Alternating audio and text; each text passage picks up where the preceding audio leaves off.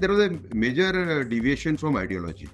I very strongly feel that had this deviation not been happened, BJP would have been in a very strong position today. You see, Chanakya Niti cannot be used to justify each and every wrong. Taking Congress people, opposition leaders inside the party and then closing cases against them gave a very bad impression on the people as well as the workers.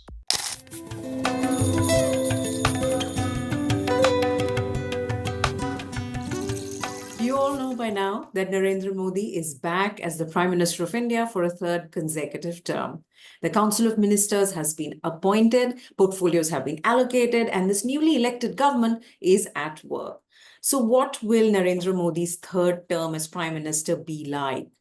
How will he lead a coalition government where he actually has to depend on support from his allies in order to survive the next 5 years? Why did the BJP lose its majority? Why did a high-intensity campaign that was led by the Prime Minister and that was focused solely on himself fail to deliver the majority for the BJP? What are the lessons learned? Has introspection begun?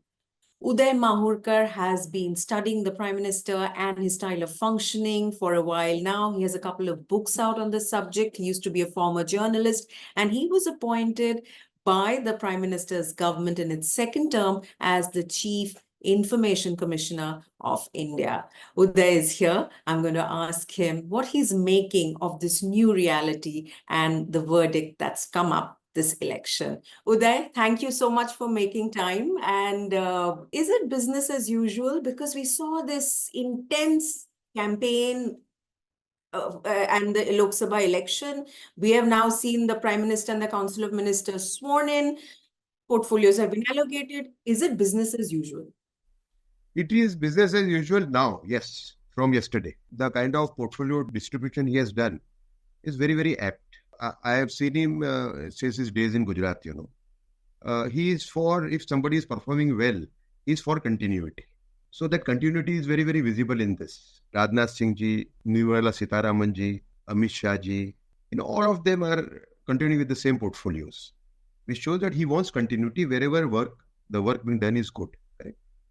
But at the same time, he wants improvement in certain sectors, So there also he has acted. You may see, he has rewarded good performance also. For that matter, if you take the example of Ashwini Vaishnav, he has given him one more ministry. He's got now railways, IT, and the information and broadcasting. That shows that he has a lot of faith in Ashwini Vaishnav, rightly so. There was a lot of concern and there were a lot of questions before the portfolios were allocated as to the kind of impact that the allies would have, given their importance in this third term. Are you surprised with the kind of allocation that was done with respect to allies? Oh, no, I was not surprised. I know Mr. Modi very closely, his mind particularly. He is a very good negotiator. That is very visible in the kind of portfolio distribution is done amongst his allies. Not that they've been left high and dry. For example, aviation has gone to TDP, that too to a young person, who is very expected to perform well. So, but at the same time, he has retained the command of the entire ministry as it appears from the portfolio allocation. I'm not surprised at all. He's a great negotiator. And he has, this impression that how will he do in the coalition era. So, when he was coming to Delhi from Gujarat, questions were raised that Delhi is not Gujarat, So at that time I had given an interview and I said that he will do even better in Delhi than Gujarat. So far as coalition politics is concerned, as General Secretary and Secretary of the party in the late 90s, mid 90s and late 90s, he did very well as in charge of Haryana, where he was supposed to, keep an eye on the coalition government, which had BJP and Bhajan Lal's party, Bansi Lal's party, if I'm not wrong. He, in late 90s was also a an era of coalition politics, That time I know very well he has dealt with all the top leaders behind the screen, including Mulayam Singh Yadav. So and he's a good negotiator for that matter, So I had no doubt that he will do well. And secondly, now his stature is such. We saw uh, Nitish Kumar trying to touch his feet. What does it indicate? It indicates that Nitish Kumar has now a lot of respect for Narendra Modi. The two were adversaries earlier, if you remember. If I were to ask you to describe first term, second term, and now the third term, how would you describe each in a simple First headline? term was a beginning. He had to fill up, if I say in Hindi, gaddas, Yes, please. So that work he did. I think 2019, 2020 was consolidation. And now there is this Viksit Bharat thing, where he has to really work hard to achieve those targets. In the third term, what will happen to the BJP's Hindutva agenda? It has to be on the sidelines for the time being, But UCC, this is my own gut feeling, that after a while, not now, he might broach the issue of UCC with the key actors. Correct? Because UCC, even they have not opposed UCC as such. UCC is basically a secular agenda, truly secular agenda. It is not a Hindutva agenda. Correct? So he might try to convince them, but not now. But otherwise, the governments will not suffer. You have to understand one thing. Both Naidu and Nitish Kumar are themselves maybe smaller symbols of good governance. They have a commitment to good governance. You should not forget that. It is the coming together of three people who believe in good governance. And you expect the next 5 years to play out as a full term. You expect this to be a full third term. I think so. There have been rumblings. There have been rumblings even now. Like NCP not accepting MOS portfolio, So it will not be as smooth as earlier, But then I think with Mr. Modi's stature, command, kind of respect he enjoys, his skills as an administrator, his commitment to good governance, I think he will be able to finish 5 years. I have no doubt. As a supporter of the BJP, as somebody who admires Prime Minister Modi and his style of functioning as a political leader, how did you feel about the verdict, which is the BJP losing its majority and down to 240? Let me tell you one thing. I was surprised because they went below 272. Correct. Now, I also got carried away by the exit polls. But before exit polls, I had a good grip over the whole thing. I thought that they will get, BJP on its own will get a simple majority. So I was wrong to that extent. But there are two main reasons, which very few people are talking about. But I think that I believe in Veer Savarkar, which means that there has to be complete commitment to nation first and truthfulness. Correct? You see, two main reasons have been the overuse of government agencies like ED and CBI against opposition only, and two, taking opposition leaders into the party and closing cases against them, which is the washing machine propaganda of the BJP, of the Congress. I think these two are the main reasons. They dented the ideological image of the party. The image of the party. Image of the party and ideological plank. BJP was a party with a difference. Yes. Nobody is speaking about it. I am one of the few persons who is speaking about it very, very, honest. Yes. So, it also gave the image of arrogance, that the charge of arrogance, which the Congress was trying to slap on the BJP, that also got stuck to some extent. Mm-hmm. These are the two reasons. You would attribute these as the main reasons? I think so, yes. And plus bickerings within the party. UP was one, and then fourth reason would be the false propaganda of the Congress on on constitution. The BJP will come and change the constitution. And adding to that were the statements of 4 or 5 BJP leaders, who said that yes, we'll change the constitution, indicating that. So I think that also played a role.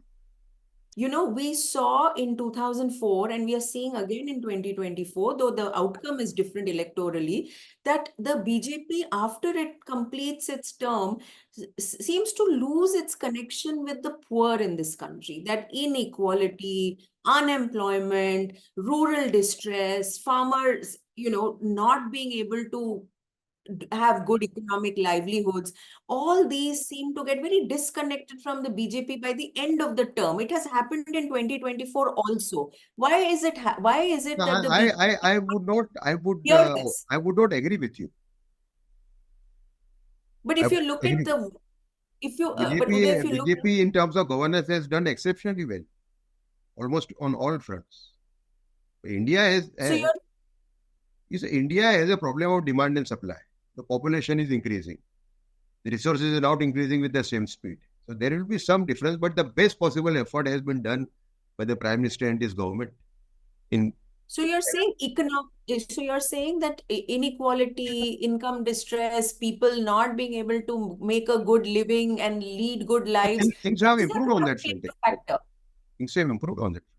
If you look at the figures, and even the world bodies like IMF, World Bank have appreciated this. What I'm saying, it is not I am saying. Even they have appreciated.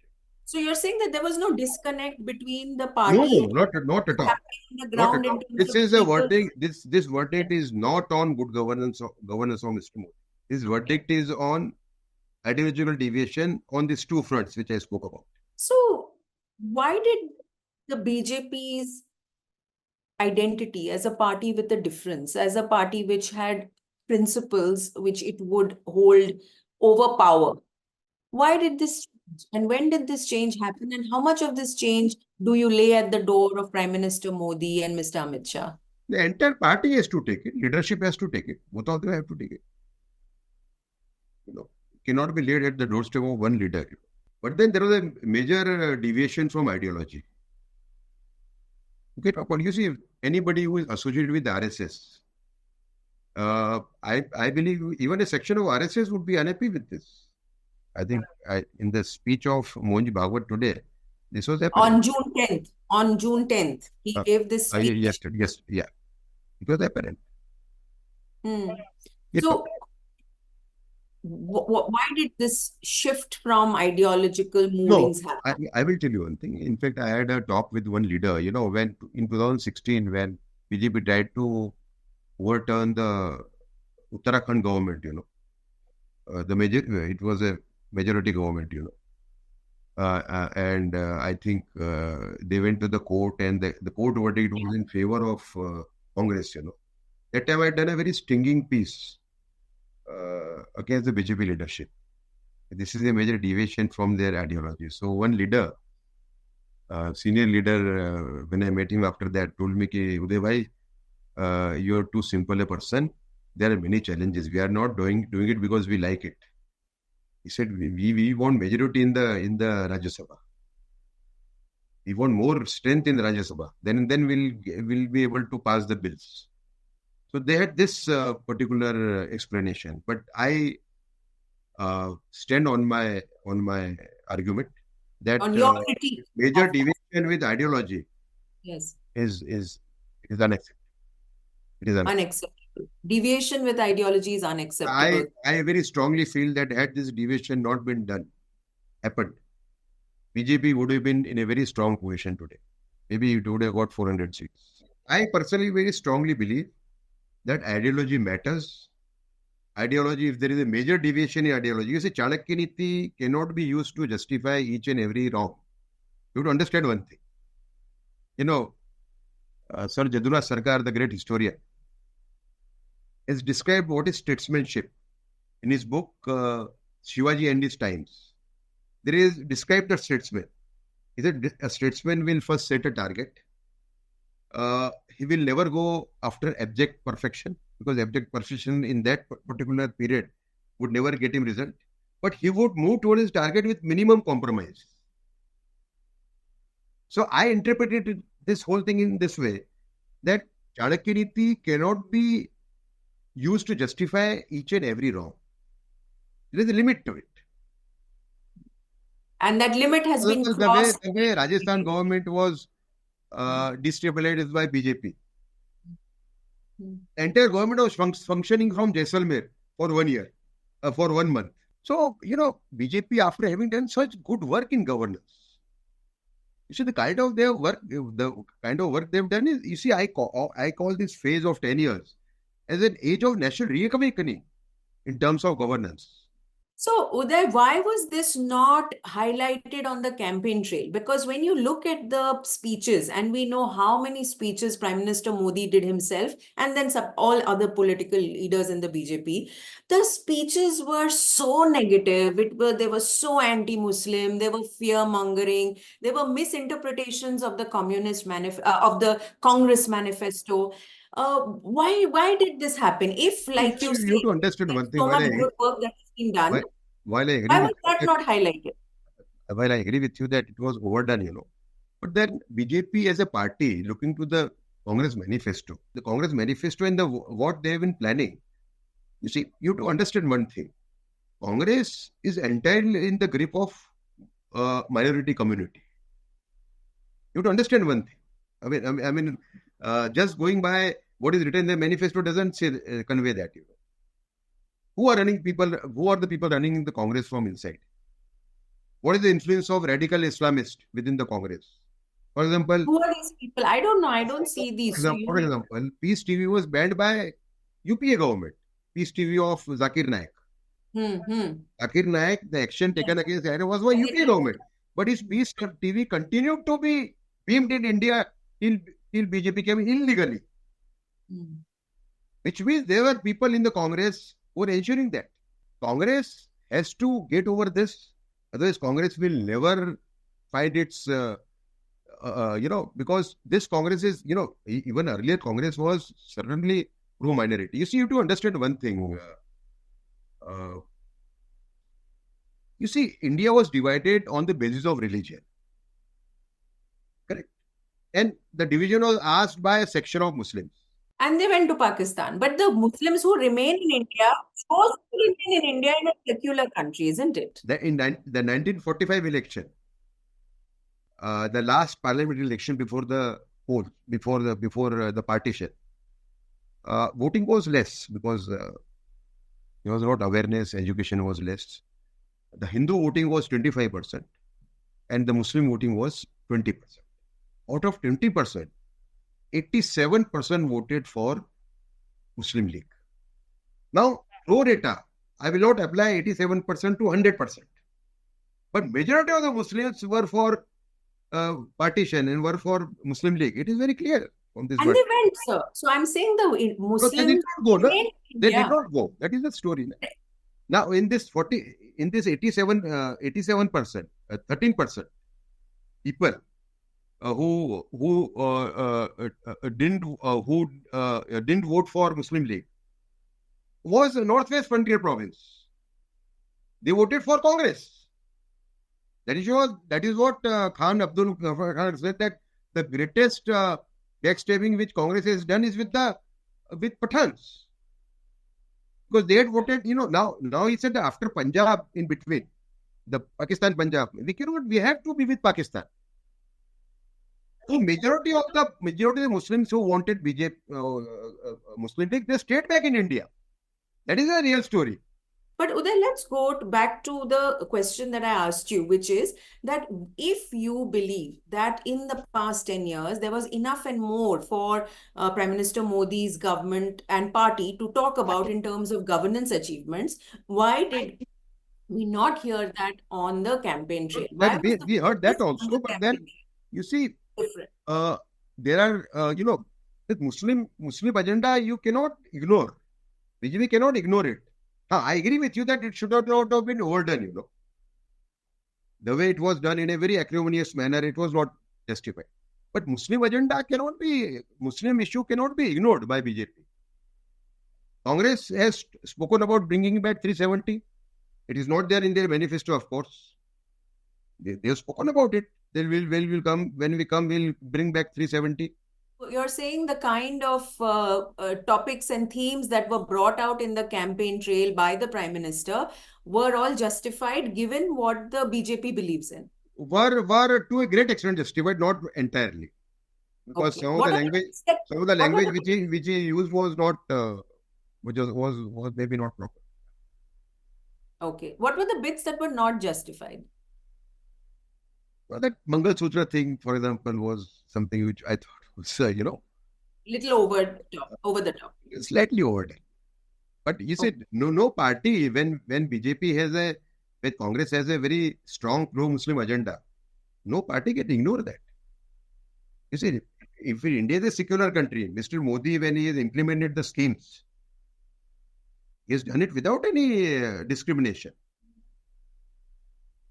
And Muslims are very large beneficiaries of his good governance.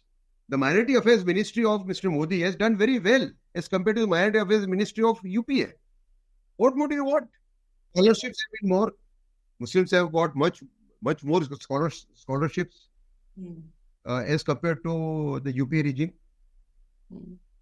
But in the media narrative, in public discourse, in low intensity violence, in the Delhi riots, in regular instances of lynching, you are constantly seeing the Muslim community being under aggressive attack, isn't it, Uday? No. Muslims, on the contrary, there are more incidents of Muslims committing violence on Hindus. Those incidents are equally or maybe more. I think you're not keeping an eye on what is happening on ground, Now, lynching has become a very old thing now, The last 5 years, there have been 1 or 2 lynchings, maybe, All those happened between 2014 and 2019, They were totally unjustified, and I condemn those incidents. But then the way Hindus are being targeted in Muslim majority areas, I think you're not aware about it. On June 10th, the RSS Sarsangchalak Mr. Bhagwat said that a true sevak is one who serves people, doesn't have ahankar or arrogance. And he also said that Mil Julkar Chalo, unity in diversity is India's tradition. Unity is important. You have to come together. Sadbhavna towards all. In what context is this message? It is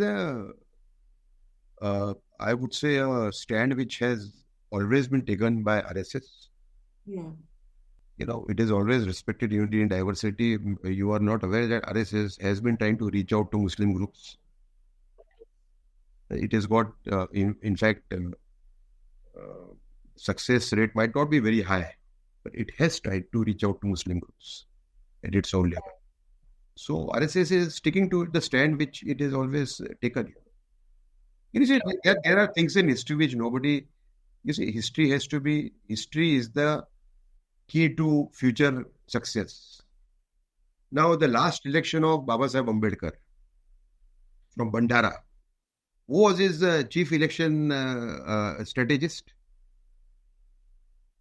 It was a senior RSS leader. Get my point. So, history has to be very carefully studied. We heard the RSS chief use the word ahankar, arrogance. We saw Prime Minister Modi make statements in interviews where he sort of implied that he's not human, he's been sent by God. And even if you look at the manifesto, every chapter says Modi ki guarantee. Do you feel somewhere this personality cult that has grown around Prime Minister Modi in the last 10 years has done a disservice to him and to the country and to the BJP's fortunes? Because you have studied... He has been the symbol of whatever has happened, There is nothing wrong in it. But there's 2 things which I told you. Overuse of agencies and taking Congress people, opposition leaders inside the party and then closing cases against them gave a very bad impression on the people as well as the workers. Right. But you don't think that Prime Minister Modi himself should do some introspection about how he positioned his personality during this campaign and in the last 5 years? I think with BJP not getting a full majority, he certainly would be doing, I know him very well, doing some self-introspection.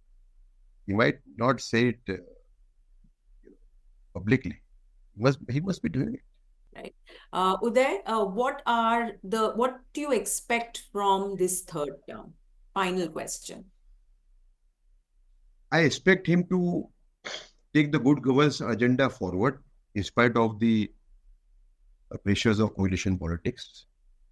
Because after all, India has brought down the poverty levels, but India is still not a developed country, So he has to work towards that stronger in spite of coalition politics pressures, And one thing which I expect from him personally, very strongly, you see, this sexually perverted content which is coming on phone, on OTT, social media and other platforms, is doing irreparable damage to our culture and character. That is the cause you are pursuing today, isn't it? The question before India is that while we have taken a pledge to become a great nation by 2047, nobody has doubt that we will become a superpower, economic superpower, scientific superpower, military superpower by 2037, 10 years before that. But will we become a culturally pauper nation like America? In America now, out of 10 couples on road, 7 are same-sex couple. This is the situation. So India has to ponder, and I have been talking about a law of ethics code, a very strong measure where dishing out of such content will be equated with rape-inducing and anti-racial activity. But what about sex education and a proper enforcement of law and order and a speedy justice system? Would that not be perhaps speedy justice more system? No, you have to close the tap from where this is coming. If India has taken so many pledges, India can take one more pledge that India will become the first country in the world, sexually perverted, content-free country in the world. Okay? Thank you. Okay. All right. Thank you very much for joining me. We'll keep talking. Thank you so much.